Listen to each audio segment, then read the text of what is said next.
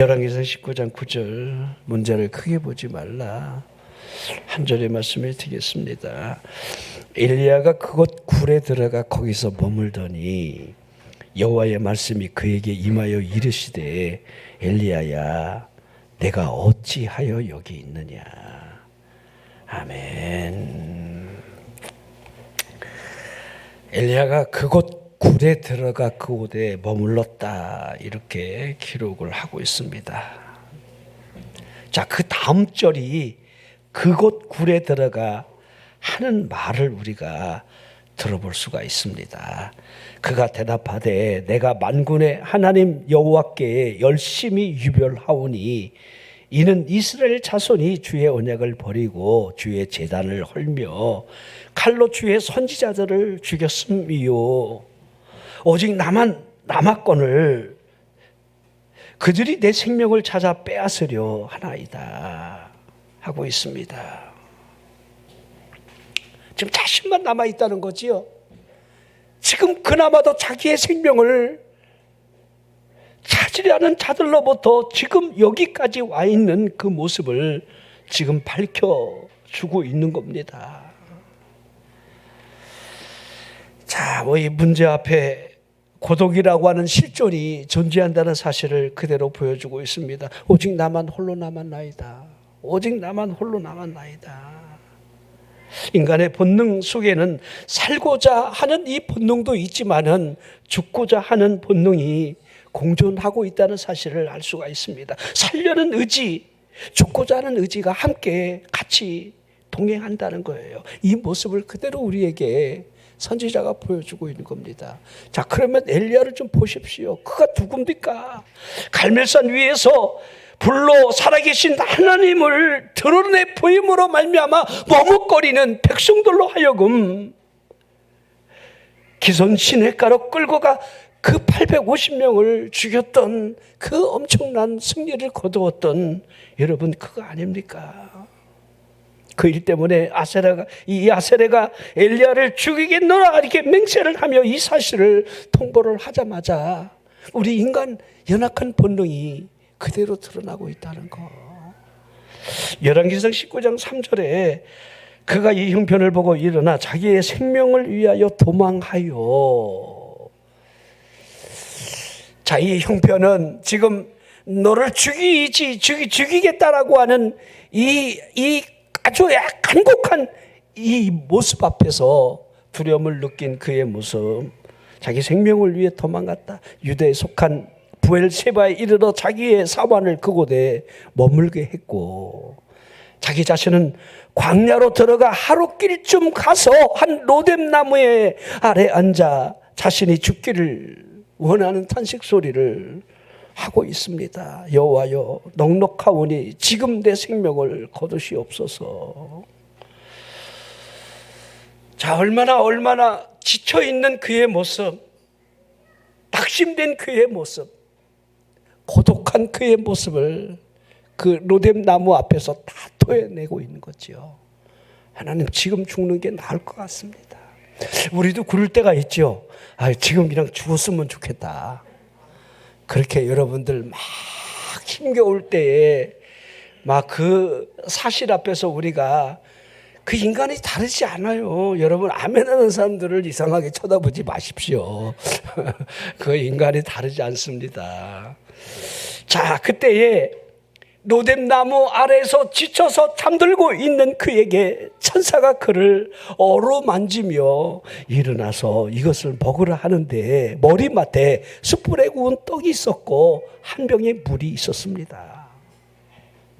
참 하나님의 은혜가 참 넘쳐요. 이제 죽고 싶다 하고 지쳐서 그냥 깊은 잠에 빠져 있는 거를 하나님이 천사를 보내서 어루만져 일으키며 떡과 물을 먹이면서, 그랬더니 다시 그냥 지쳐서 쓰러져 다시 잠을 자는데 천사가 다시 와서 어루만지며 일어나 먹으라 하며 그것을 먹고 그 음식물의 힘을 의지해서 40주 40야를 걸어서 하나님의 산 호렙에 들어갔다.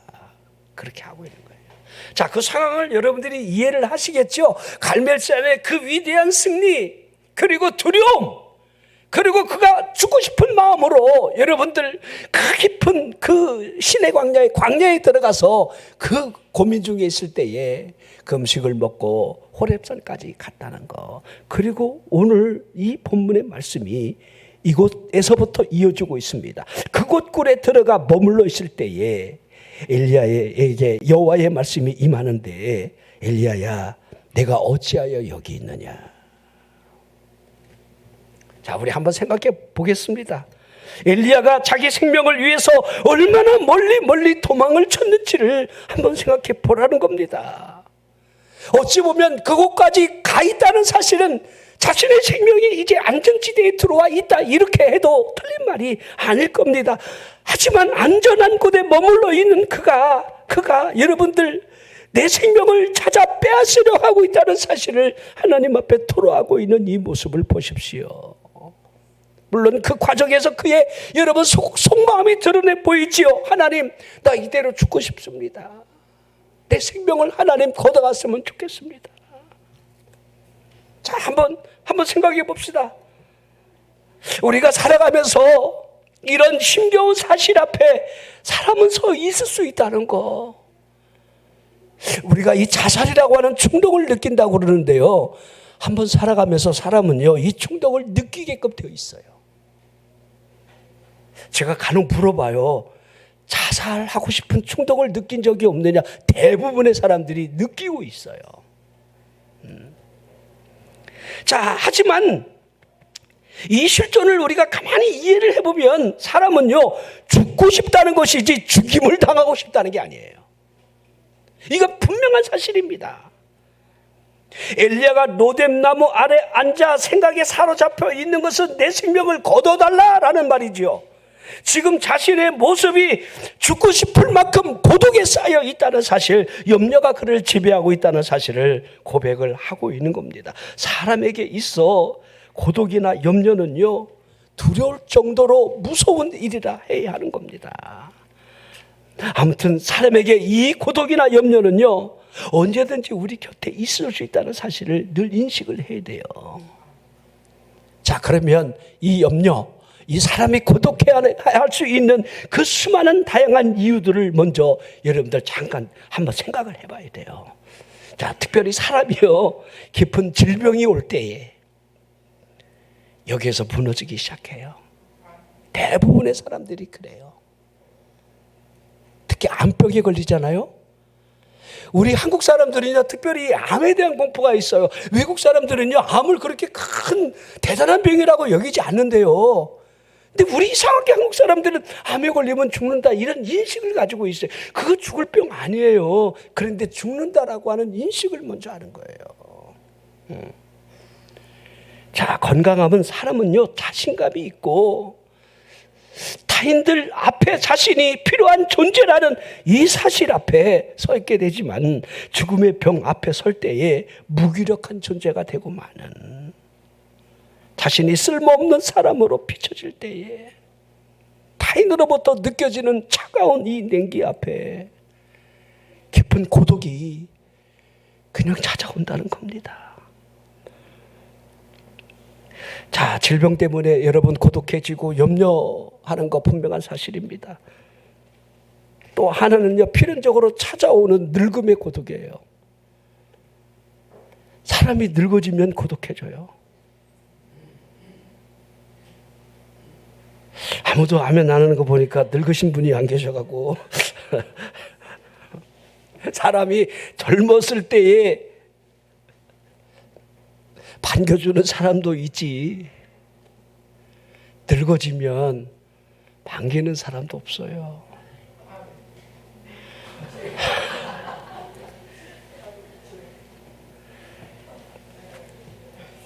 나이 먹으면 뭐든지 관심 밖으로 밀려나가게 돼 있어요.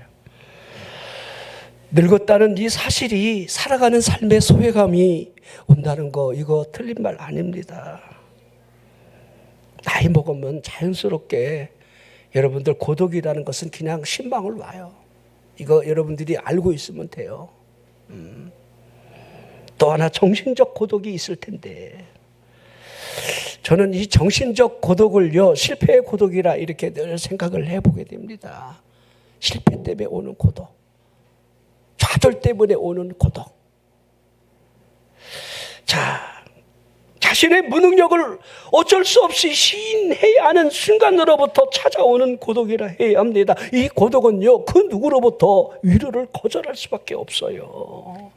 자폐증이 찾아온 것처럼 마치 자신만의 혼자의 노예에 갇힌 그 의욕 상실이 그를 지배할 수밖에 없다는 겁니다. 대화가 여러분 단절되고 깊은 우울감에 빠지는 정신적 고독, 이거 반드시 여러분들 정신적 고독, 영적인 고독 이렇게 해야 합니다.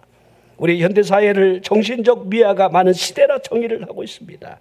정신적 고아 같은 상태에 빠진 사람들, 이 통계를 우리가 가만히 보게 되면 예상외로 많이 배운 사람들이 여기에 걸려들어요. 여러분, 자살 제일 많이 하는 나라가 제일 잘 사는 나라라는 거 우리가 잘 알잖아요. 이죠. 저 방글라데시 같이 여러분 가장 어려운 나라들 자살률 그렇게 높지 않아요. 제가 그런 얘기 하잖아요. 거지는 자살하지 않는다고. 내일 어디 가서 빌어먹을까, 이 생각 때문에 결코 여러분 자살하지 않는다는 거예요. 자, 정신적으로 고독으로 자살하는 지식인별로 여러분 통계를 내보니까 1위가 의사입니다. 여러분 놀랍지요? 의사 가운데 구분을 해보니까 정신과 의사가 제일 많이 자살을 하다는 거예요. 이거 구분을 해봤어요, 디테일하게. 얼마나 여러분 아이러니합니까? 자살률 정신과 의사가 제일 많다는 거, 의사 가운데서. 자, 의사를 보십시오. 경제적인 문제가 있겠습니까? 여러분, 의사가 무슨 무시당하는 여러분 삶을 살아가겠습니까? 하지만 자신이 깊은 이 고민에 빠져 있을 때 그 누구에게 말할 수 있는 상황이 없다는 거예요. 그 깊은 고독에 휩싸이게 될 때에 죽음으로 끝을 내는 이 정신과 의사들이 정신적인 문제가 많이 있다는 것을, 이걸 통계가 보여주는 거예요. 자, 우리 미국 의사들을 보면요, 우리 통계가 나와 있는데 40세 이하에 죽는 사망의 1위 전부 자살이래요. 의사가 자살하는 이 죽음의 이유, 자살. 이게 뭘 우리에게 말해주고 있습니까? 인간은 정신적 고독으로부터 그 누구도 자유롭지 못하다. 이걸 설명해 주는 거예요. 자, 우리 욥을 보십시오. 그 고통이 얼마나 컸겠습니까? 하나님 앞에 얼마나 몸부림을 치며 기도했다는 사실을 우리는 어렴풋이 느끼게 됩니다. 욥이 하나님 앞에 두 가지만큼은 하지 말아달라 이렇게 애원하는 모습을 하고 있습니다. 첫 번째가 주의 손을 내게 대지 말 것을, 주의 손을 내게 대지 마십시오. 다시 말하면 신앙적인 두려움이 그 안에서 굉장히 그를 짓누르고 있는 거예요. 하나님의 거룩하신 그 위엄으로 말미암아 자신이 두려움을 느끼지 않았으면 좋겠다. 저나 여러분이 전능하신 하나님이 나를 지금 심판하신다라고 하는 느낌이 온다면 그 누구도 생존하지 못하는 거예요. 자, 두 번째, 하나님이 제게 제발 직접 말씀해 주십시오. 하나님으로부터 그 관계로 오는 이 고독만큼은 피하고 싶은 기도가 요 안에 그대로 녹아져 있는 거예요. 욥기 13장 24절에 주께서 어찌하여 얼굴을 가리시며 나를 주의 원수로 여기시나이까. 여러분, 이 욥이 얼마나 탄식하고 있습니까? 하나님 어찌해서 얼굴을 가리신단 말입니까? 주여, 주여, 하나님.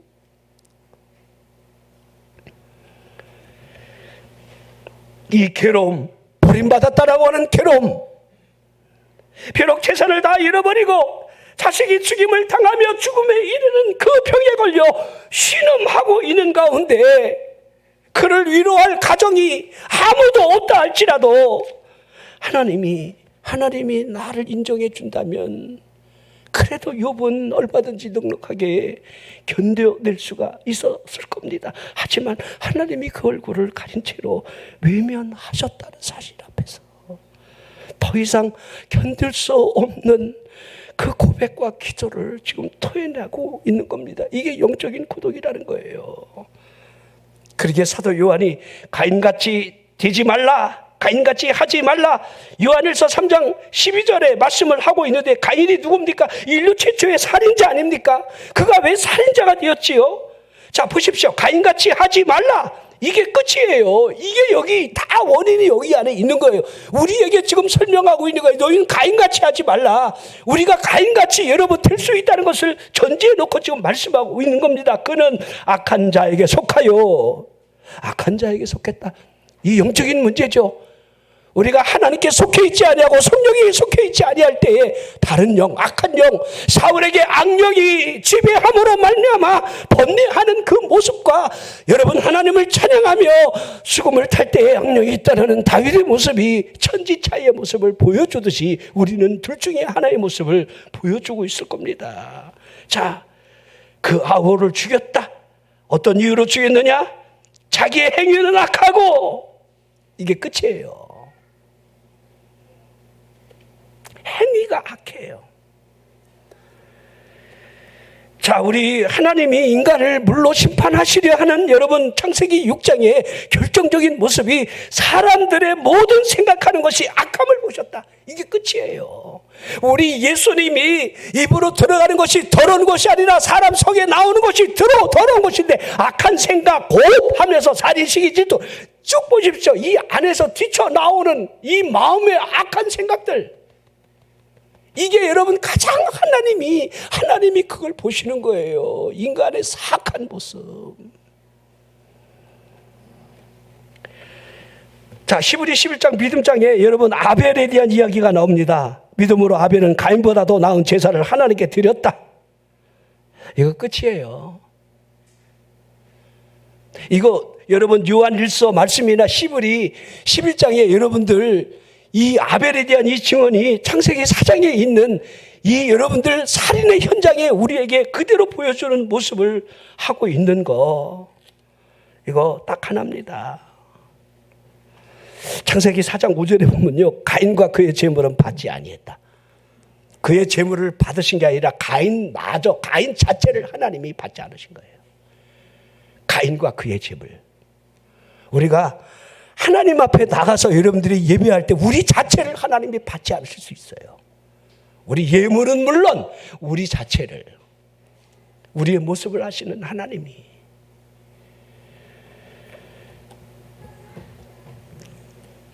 우리 여러분 피해 제사를 지냈다, 곡식의 제물을 지냈다, 이런 해석이 여러분들 여기에 통하지 않아요. 그냥 여러분 저절로 녹아져 있어요.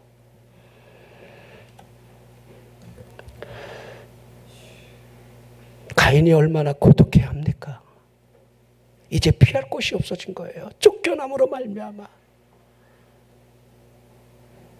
우리가 하나님의 은혜에서 멀어지고 하나님 앞에 부르짖어 기도해도 응답이 없다는 사실 앞에 서 있을 때 찾아올 그 영적인 것도, 우리가 은혜 받는 현장에 있다는 거, 내가 하나님 앞에 기도할 수 있다는 거, 그러게 여러분들이 영적으로 깨어있는 게 얼마나 중요한지를, 믿음의 눈이 닫혀진다는 거, 말씀이 들려지지 않는다는 거, 여기서부터 저주의 출발이라는 것을 느껴야 한다는 거예요.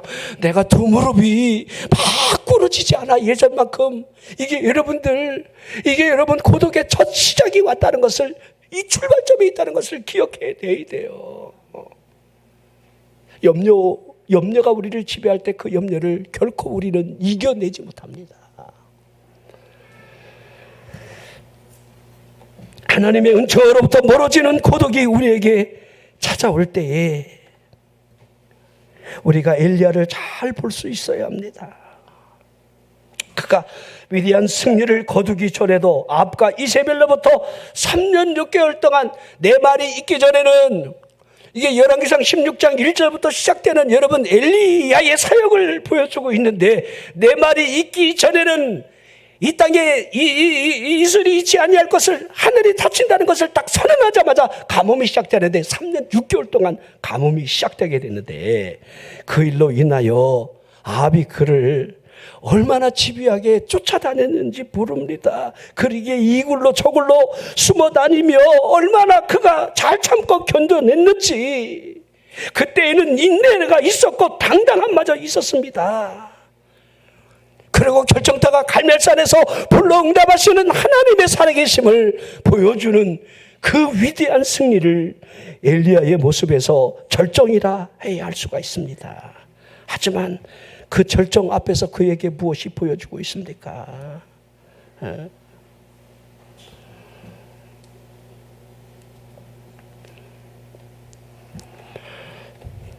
너무 이제는 지쳐있는 그 모습, 하나님 이제 나만 홀로 남았습니다. 우리가 하나님의 일을 하면서 간혹 한 교회에 너무 오래 있는 사람들이 지치는 경향들이 있어요. 그럴 이유가 하나도 없는데. 믿음은 중단이 없고 지침이 없는 게 믿음이에요. 하나님을 향해서, 천성을 향해서 우리가 그것까지 가야지. 아멘. 자, 엘리야를 보십시오. 4절, 10절, 14절. 나 혼자 남았습니다. 나 혼자 남았습니다. 왜 이런 생각을 해야 한단 말입니까? 여러분이 염려라는 거, 고독이라는 단어는요, 항상 나 혼자 남았습니다부터 시작돼요. 마치 자기 혼자 고아 의식이 찾아와요. 자, 그리고 자기 능력의 한계에 부딪혔다는 사실을 스스로 자인하고 있는 거지요.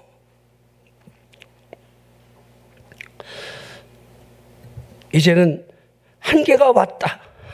이제는 더 이상 자신이 할 수 있는 일이 없을 것 같다라고 하는 그 현상 앞에서 오는 깊은 염려의 고독.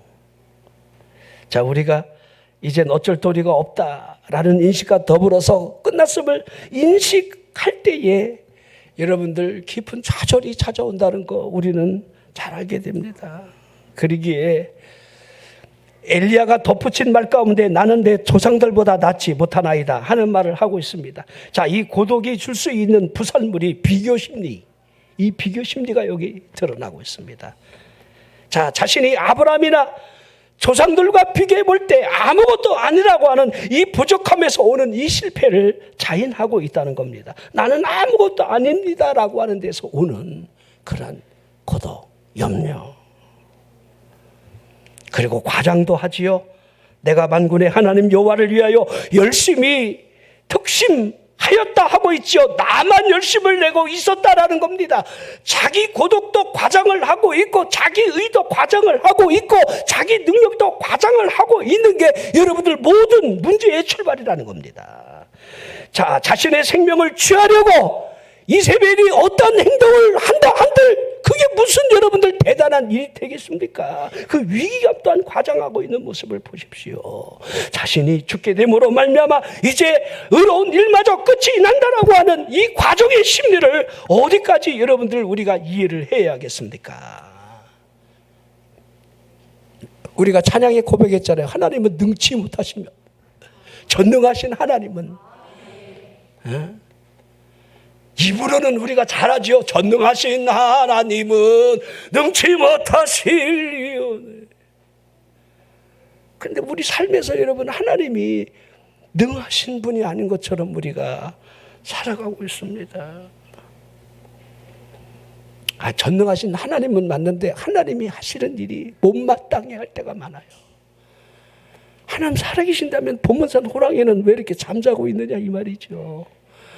내려와서 저 잡것들 좀 풀어가고 좀 해결도 하고 하셔야 되는데 하나님의 침묵하시는 모습이 우리 마음에 들지 않을 때가 있다는 겁니다. 어찌해서 저 악한 여인 이세벨을 향하여 하나님이 침묵하고 계시는지, 하나님의 개입이 없는 이 상황으로부터 이 불편한 마음을 그대로 표현해 주고 있습니다. 하나님 차라리 나를 죽여주세요. 자신을 바라볼 때에 하나님의 뜻을 이제 이루기 위한 역부족이 인식이 되어지며 목적의 상실 또한 방향을 잃은 것 같은 삶의 이유가 그대로 녹아져 있습니다. 오직 나만 남았나이다. 그때 하나님이 뭘 하셨습니까? 열왕기상 19장 18절에 그러나 내가 이스라엘 가운데에 7,000명을 남기리니 다 바알에게 무릎을 꿇지 아니하고 바알에게 입맞추지 아니한 자니라. 너 혼자라고? 아니라는 거예요. 우리가 여러분들 이런 생각을 절대 가져서는 안 돼요. 내가 뭐 하나님의 일을 대단하게 하는 것처럼 내가 한다는 의식을 여러분들 빨리 버릴수록 좋아요. 아니라는 거예요. 내가 알지 못한다고, 내가 모른다고, 그게 전부가 아니라는 사실을 늘 생각해야 돼요. 아무것도 없습니다. 나 혼자 남았습니다. 이런 말이 통하지 않는다는 거예요. 내가 할 수 있는 일은 여기까지입니다. 이런 단정 또한 하면 안 된다는 거예요. 자기 중심적인 생각으로 내가 성공해야만이 하나님 일이 이루어지고 내가 실패할 때 하나님의 일마저 실패하는 것처럼 여러분 그렇게 여기면 안 된다는 거예요. 여러분 한번 생각해 보십시오. 지금까지 엘리야가 선지자가 된 것이 자신의 의도로 되어진 일이 아니잖아요. 예? 하나님이 부르셨기에 하나님이 일을 지금 하고 있는 심부름꾼일 뿐이지 내가 무슨 능력이 있다, 나는 여기까지입니다, 이제 죽고 싶습니다, 이렇게 입으로 토로하는 것이 가당하더냐 이 말입니다. 하나님이 부를 때까지 가만히 있어야지. 다만 남긴 뭐가 나만 남아요. 하나님이 7천이나 남겨두었는데 못 볼 뿐이지.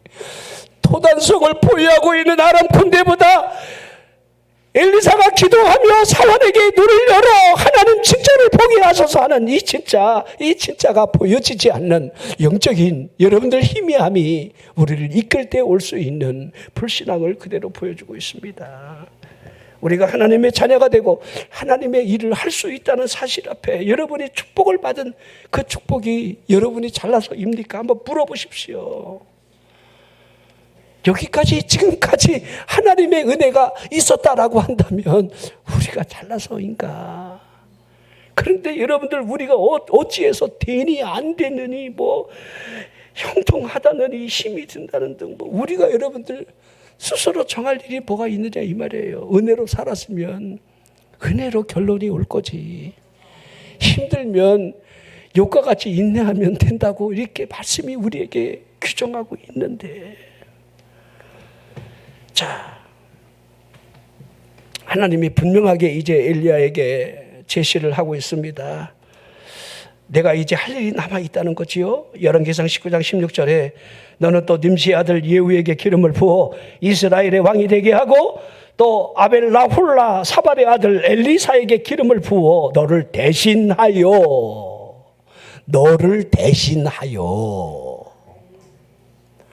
이걸 잘 보셔야 돼요.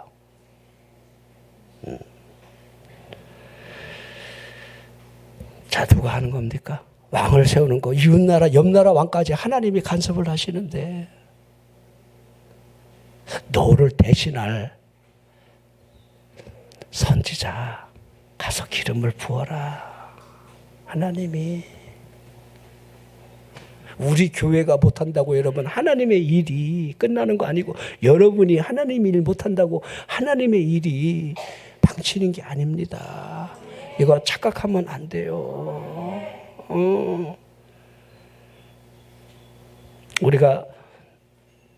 우리에게도 왕을 달라고 구할 때 하나님이 사무엘에게 너를 버린 게 아니라 나를 버렸다 이렇게 하시는 하나님이 사울을 선택해서 그래도 왕을 세워서 여러분 왕이 다스리는 그 왕국 시대를 열어가는 초대 왕이 여러분 사울이라는 거 우리가 잘 알고 있습니다. 이 사울을 처음 보면요, 이 사울이 준수한 외모에다가 또 여러분 신체적인 아주 탁월한 그 능력이 또 그리고 그 마음에 여러분들 드러난 그 충성심, 이런 것들이 여러분들 왕이 될 만한 기질이 다분히 있었습니다. 근데 사람이 변질돼 가는 거죠. 그러니까 우리가요 하나님의 은혜로 산다는 가운데 우리가 가만히 보면 이렇게 변질이 되는 경우들이 굉장히 많아요. 또 직분이 올라가면 올라갈수록 이상하게 변질이 돼가요. 또 아는 게 많으면, 또 들은 게 너무 많으면 이게 사람이 자꾸 변질돼 가요. 그걸 그대로 사울을 통해서 볼 수가 있어요. 우리 사울이 여러분들 하나님 앞에 버림을 받는 그 이유는 단 하나입니다. 하나님이 기뻐하지 않았다는 거예요. 그럼 하나님이 기뻐하지 않았다는 사실은 믿음이 없었다는 거예요. 히브리 11장에 믿음이 없이는 하나님을 기쁘시게 하지 못한다. 그 믿음이 뭐죠? 들은 말씀으로부터의 발걸음이에요. 말씀이 들려주면 그 말씀을 그대로 행할 수 있느냐. 순종이 제사보다 낫고. 그 책망 소리가 여러분들 우리 귀에도 생생하게 들려지는 것 같습니다. 죽여라 그러면 죽여야 되는데. 그래도 하나님이 많이 봐주셨어요. 우시야 왕은 분양하려고 그러다가 그냥 문둥이가 돼버리는데, 선지자가 더디 온다고 자기가 급해서 백성들 군사들이 흩어지니까 자기가 제사를 지내버리잖아요. 하나님이 그때 그냥 하나님이 치셨으면 되는데, 하나님 참 많이 봐주셨어요, 사울한테. 그리고 여러분들 그때가 하나님이 너 안 된다 끝났다 그러면요, 그때가 그냥 한순간에 꺾어지는 게 아니에요. 그 기간이 다윗이 왕 되기 위한 이 과정, 그 하나님이 한 왕을 보았다면서 그에게 기름을 부어라, 그게 다윗인데, 그 다윗이 왕이 되는 이 과정은요, 그 왕됨을 위한 그 험난한 과정, 연단을 다 겪게 하는 거예요. 그냥 왕이 되는 게 아니야. 여러분이 복을 받는 과정은요, 그냥 복 받는 사람 아무도 없어요. 그 과정을 통과하는 사람이 진짜 복의 주인공이 되는 거지. 저절로 복을 받는다? 아닙니다. 저절로 없어요. 가지가 끊어지잖아요. 금방 시드는 줄 알아요. 서서히 마르고 서서히 죽은 모습을 드러내놓는 거예요. 바싹 소세지기가 돼서 여러분 아궁이 속에 들어가기 전까지는. 우리가 하나님으로부터 여러분들 심판이 임하고 저주가 임할 때 그냥 저주가 임하는 게 서서히 끊어지면 그걸 못 봐서 그렇지. 자, 하나님이 보시는 이 방향성이나 이 기준을 가만히 보십시오. 가만히. 하나님이 모든 것을 하신다는 사실을 인식한 채로 하나님께 묵묵히, 내가 해야 할 일이 무엇입니까? 하나님, 내가 어떻게 하면 좋겠습니까? 이 갈멜산에서 큰 승리를 이루고 난 다음에 하나님, 내가 어떻게 해야 합니까? 이렇게 하는 게 마땅한데, 그는 자기 스스로 여러분들 좌절의 길, 염려의 길로, 염려의 토굴 안에 들어간 거예요. 그리고 입으로부터 흐르는 그 부정적인 모든 말들, 하나님이 그래 알았다. 너 혼자가 아니고 7천이 아직 있는데, 그래 네가 마지막으로 할 일이 하나 있다. 엘리사에게 기름을 부어라. 다시 말할까요? 너 끝났어, 그 말이에요.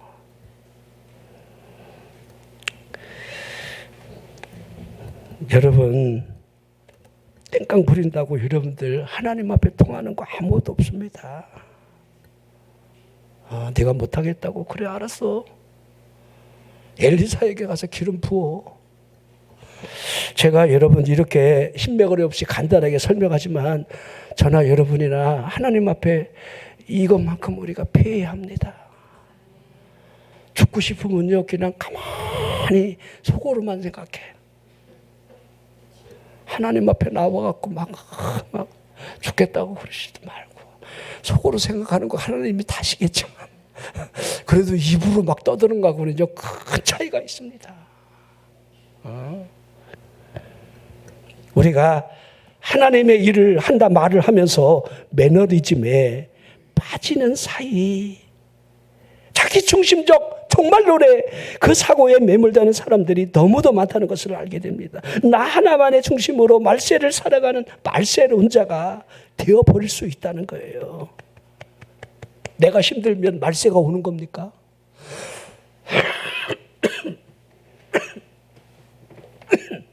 아니잖아요. 그런 말세 종말이 여러분 어떻다는 겁니까? 그 말세에 대한 그 해석을 내가 한다고 그렇게 여러분 역사의 방향이 흘러가는 것은 결코 아닙니다. 하나님이 정하신 그때가 와야, 그때까지는 하나님의 역사는 결코 멈춰지지 않는다는 거 우리가 해야 할 일은 멈출 수는 있어도 하나님의 정해 주신 이 방향은 결코 멈춰주지 않는다는 사실을 알아야 합니다. 내가 어찌하여 여기 있느냐 하시지요? 하나님이 How are you가 아닙니다. Where are you? 내가 지금 어떠냐가 아닌 내가 지금 있는 곳이 어디냐 그 말이지요. 이 말의 의미는 내가 지금 이러고 있을 때냐 그 말이에요. 하나님께서 하시고자 하는 때를 지금 엘리야가 맞추지 못하고 있다는 거예요. 로뎀 나무 아래 앉아 죽고 싶은 생각이나 하고 있고 호렙산 굴 속에 들어박혀 나 혼자 남았습니다 하고 분양할 때가 아니라는 거예요. 사람이 50이 넘으면 1년이 새롭고 60이 넘으면 한 달이 새롭고 70이 넘으면 하루가 새롭고 80이 넘으면 1시간이 새롭고 90이 넘으면 분초가 새롭고 이거 여러분 매일매일 삶의 시간이 주어짐에 따라 아직 그래도 내가 해야 할 일이 남아있다 이렇게 여기라는 거예요. 우리가 죽고 싶을 때가 있는 거 저 부인하지 않습니다. 그때가 분명히 있어요. 죽을 만큼의 아픔의 이유가 없는 게 아니라는 겁니다. 엘리야가 여러분 그랬으리라는 것은 우리가 충분히 짐작하고 이해 못하는 바가 아닙니다. 이걸 이렇게 이해하면 돼요. 영적 탈진에서 올 수 있는 부작용이다. 우리가 여러분 그러한 사실이 올 수 있어요. 이런 사람들 많이 보게 돼요. 시험 들었습니다.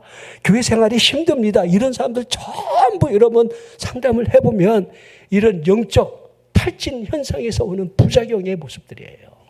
이거 제가 이제 엘리야가 왔구나. 엘리야의 모습이 지금 다가왔구나. 그럼 하나님이 오케이 그래요. 응답 빨리 주셔요. 오케이. 오케이. 뭐가 자기가 그렇게 대단하다고 무슨 뭐 아닙니다. 우리는 끝까지 낮아져야 돼요. 하나님 나를 사용해 주시옵소서. 하나님 나를 불쌍히 여겨 주시옵소서. 하나님 나를 긍휼히 여겨 주시옵소서.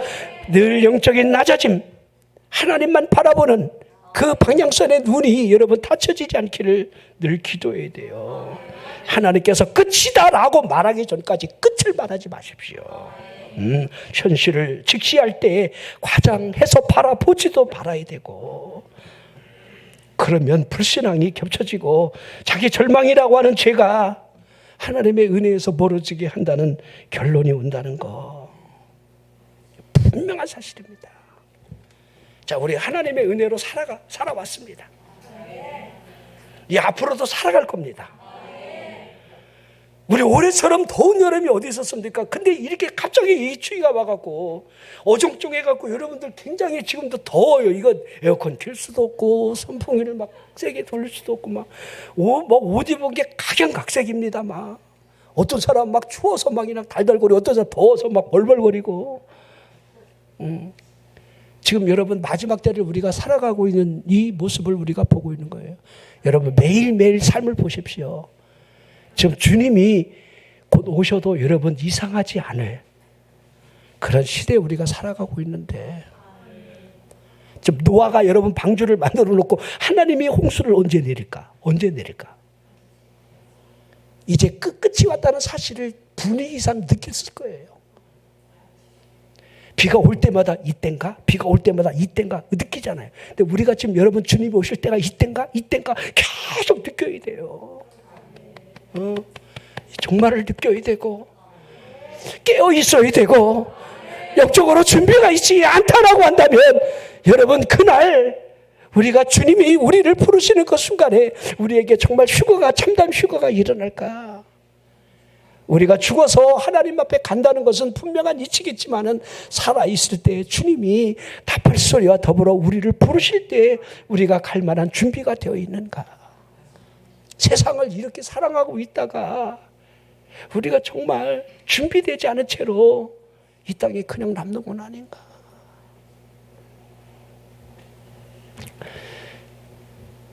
자, 우리 천고마비 그러는데 지금 우리가 성경 읽을 때입니다. 하나님의 말씀을 가까이 할 때입니다. 그럼 하나님의 말씀이 들려지라는 거예요. 자기 고독, 자기 염려에 매몰된 그러한 발걸음이 아니라 하나님 어떻게 할까요? 하나님 말씀해 주세요. 하나님이 여러분 입에서 계속해서 흐르는 그런 은혜가 있기를 주 이름으로 축원합니다.